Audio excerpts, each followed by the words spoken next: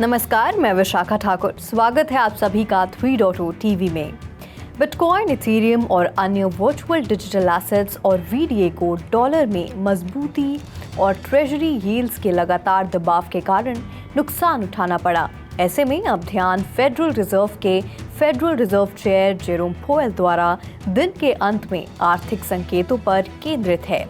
Dollar और treasury yields में सुधार ने ट्रेडिशनल मार्केट्स पर दबाव डाला है।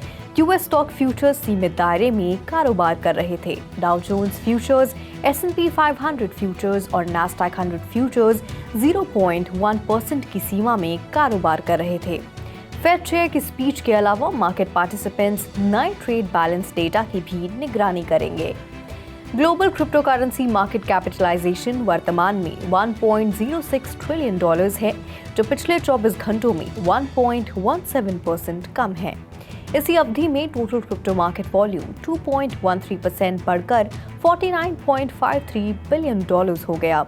डीफाई का वॉल्यूम वर्तमान में $4.92 बिलियन पर है, जो टोटल क्रिप्टो मार्केट के 24 घंटे के वॉल्यूम का 9.93% है, जबकि स्टेबल कॉइन $44.49 बिलियन की वॉल्यूम के साथ 89.82% है।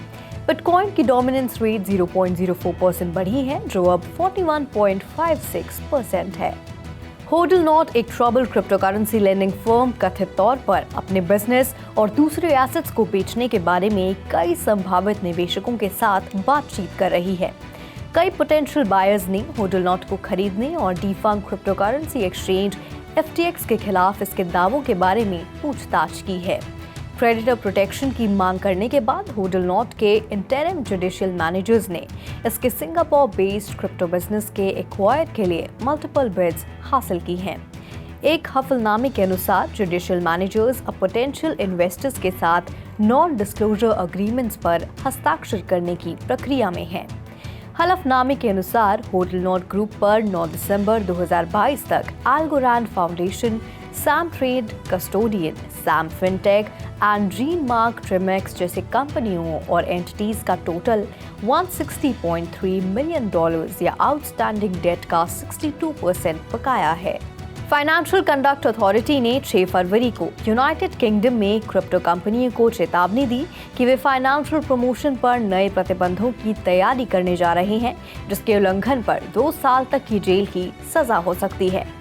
जबकि नए न्यू क्रिप्टोकरेंसी रजीम को अभी तक अंतिम रूप नहीं दिया गया है। फाइनेंशियल रेगुलेटर ने कहा कि रूल्स अन्य हाई रिस्क इन्वेस्टमेंट के समान होंगे। प्रमोशंस क्लियर और फेयर होने के साथ और ग्राहकों को 24 घंटे के कूलिंग ऑफ की पेशकश की जा रही है, जो कि जल्दबाजी में खरीदारी पर पुनर्विचार करने की अवधि है। FCA ने एक बयान में कहा कि एक रजीम UK कंज्यूमर्स को क्रिप्टोकरेंसी की मार्केटिंग करने वाली सभी फर्मों पर लागू होगा, भले ही फर्म विदेश में स्थित हो या प्रचार करने के लिए किस तकनीक का इस्तेमाल किया गया हो। अब मार्केटिंग करने से ये सुनिश्चित करने में मदद मिलेगी कि वे UK के कंज्यूमर्स को कानूनी रूप से बढ़ावा देना जारी रख सकते हैं। ट्रेजरी विभाग ने पिछले हफ्ते घोषणा की कि पूरी तरह से ऑथराइज्ड ट्रेडिशनल फाइनेंशियल फर्म्स के बजाय मनी लॉन्ड्रिंग पर्पसेस के लिए पंजीकृत क्रिप्टो कंपनियों को नए कैंपेन्स को मंजूरी देने की अनुमति दी जाएगी। स्टाकवेयर, एक इजरायली कंपनी जो इथेरियम स्केलिंग पर केंद्रित है, ने स्टाकनेट पर डेवलपमेंट को एक्सपैंड करने के लिए एक Web3 सर्विसेज प्लेटफॉर्म चेनलिंक के साथ हाथ मिलाया है। कोलैबोरेशन के रिजल्ट के रूप में दोनों एंटिटीज के बीच एक इकोनॉमिक नेटवर्क का निर्माण होगा।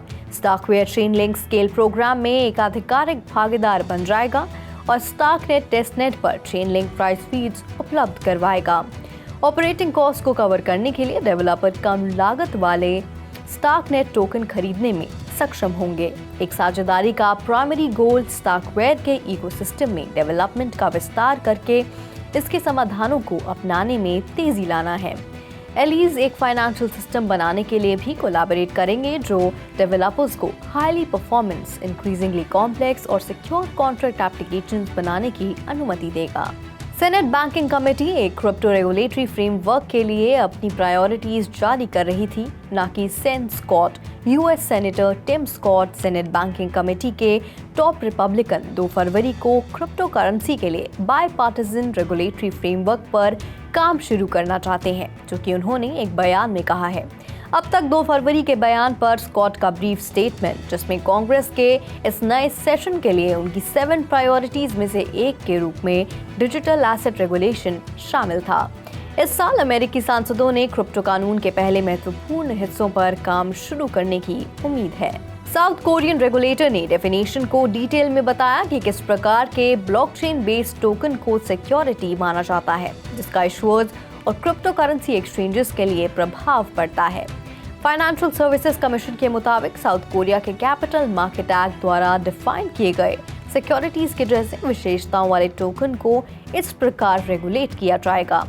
साउथ कोरिया ने आने वाले महीनों में नई क्रिप्टो रेगुलेशन जारी करने की उम्मीद है, जिससे ये पिछले साल प्रमुख ऑपरेटरों के कोलैप्स के जवाब में एक रेगुलेटरी फ्रेमवर्क को लागू करने वाला नया देश बनेगा, जिसमें देश की अपनी टेरा ब्लॉकचेन की कंपनी ट्रांसफॉर्म लैब्स भी शामिल है। एफएससी ने कहा कि क्रिप्टो एक्सचेंजों सहित डिजिटल एसेट सर्विस प्रोवाइडर ये निर्धारित करने के लिए जिम्मेदार होंगे कि टोकन सिक्योरिटीज हैं या नहीं।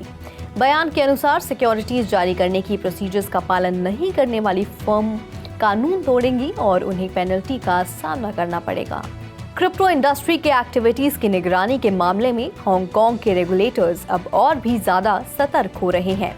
6 फरवरी को file securities and futures commission 1 की रिपोर्ट के मुताबिक ये लोकल वर्चुअल एसेट प्रोवाइडर्स की एक्टिविटीज की बेहतर निगरानी करने के लिए 4 नए एम्प्लॉयज को हायर करने का इरादा रखता है।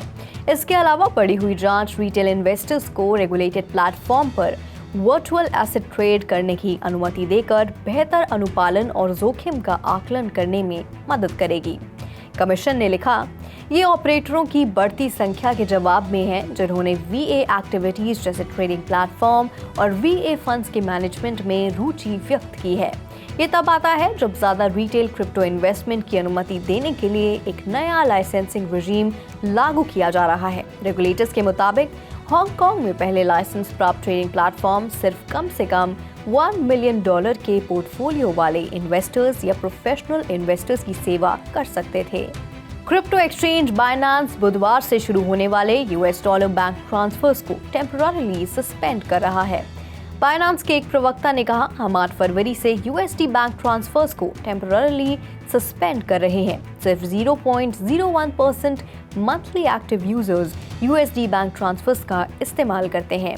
अफेक्टेड कस्टमर्स को सीधे नोटिफाई किया जा रहा है। प्रवक्ता ने यह भी कहा कि अंतरिम रूप से क्रिप्टो खरीदने और बेचने के दूसरे सभी तरीके अप्रभावित रहते हैं, जिसमें बाइनेंस द्वारा सपोर्टेड दूसरे फिएट करेंसीज में से एक का इस्तेमाल करके bank transfer, credit card, debit card, Google पे और एप्पल पे के जरिए और हमारे बाइनेंस P2P मार्केट प्लेस के जरिए क्रिप्टो खरीदना और बेचना शामिल है। Binance.US कस्टमर सपोर्ट के एक ट्वीट के मुताबिक बाइनेंस का यूएस डिवीजन Binance.US सस्पेंशन से प्रभावित नहीं है। Gemini Earn users US crypto currency exchange Gemini, genesis global capital LLC और डिजिटल करेंसी ग्रुप के बीच आज अनाउंस किए एक अग्रीमेंट के साथ अपने मनी रिकवर करने के करीब हैं। Gemini के को-फाउंडर कैमरॉन विंकलवोर्थ ने ट्विटर पर अग्रीमेंट की अनाउंसमेंट की। Gemini Earn यूजर्स के लिए $100 मिलियन तक का योगदान देगा और एक प्रेस रिलीज के मुताबिक DCG के साथ अग्रीमेंट के टर्म्स में जेनेसिस ग्लोबल ट्रेडिंग की सेल शामिल है। इसके अलावा DCG 2032 में कन्वर्टेबल प्रेफर्ड स्टॉक के लिए अपने मौजूदा $1.1 बिलियन नोट को एक्सचेंज करेगा और अपने मौजूदा 2023 के टर्म लोन्स को 2 ट्रांचेस में चुकाएगा, जो क्रेडिटर्स को लगभग $500 मिलियन के टोटल वैल्यू के साथ एग्रीगेट होगा। Gemini Earn प्रोग्राम को लेकर Gemini और Genesis एक पब्लिक बैटल में फंस गए हैं, जो यूजर्स को अपनी क्रिप्टो करेंसी डिपॉजिट करने और बैंक अकाउंट जैसे 0.45% और 8% इंटरेस्ट के बीच यील्ड्स रिसीव करने की अनुमति देता है। जेनेसिस सर्विस के लिए प्राइमरी पार्टनर थी। जेनेसिस ने नवंबर 2022 में विड्रॉल्स को रोक दिया। लीडिंग यूजर्स और विंकलवोर्थ ने कंपनी और DCG के फाउंडर बैरी सिल्बर्ट के खिलाफ कानूनी कार्रवाई की धमकी दी। ये मांग करते हुए कि जेनेसिस बैंकक्रप्ट जेनेसिस ग्लोबल को किए गए $900 मिलियन के लोन जेमिनाई को चुकाने की योजना पेश करता है। इस्लामाबाद यूनाइटेड मेटावर्स में प्रवेश करने वाली पहली क्रिकेट टीम होगी, जिसके पास दुनिया का पहला build to scale virtual stadium होगा। स्टेडियम दुनिया के लीडिंग ओपन मेटावर्स डिसेंट्रलैंड में बनाया जाएगा। साथ ही एक कंपेनियन स्टेडियम भी होगा जो एंड्रॉयड पर अवेलेबल होगा।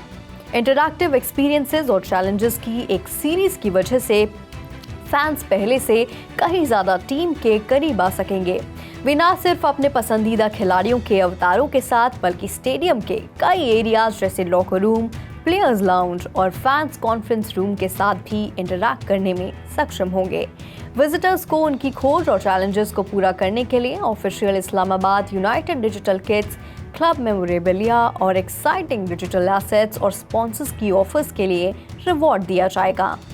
आज के लिए फिलहाल इतना ही। मैं विशाखा आपसे फिर मिलूंगी ऐसी ही ताज़ा अपडेट्स के साथ। तब तक के लिए देखते रहिए 3.0 टीवी। हमारे चैनल को लाइक, शेयर और सब्सक्राइब जरूर करें।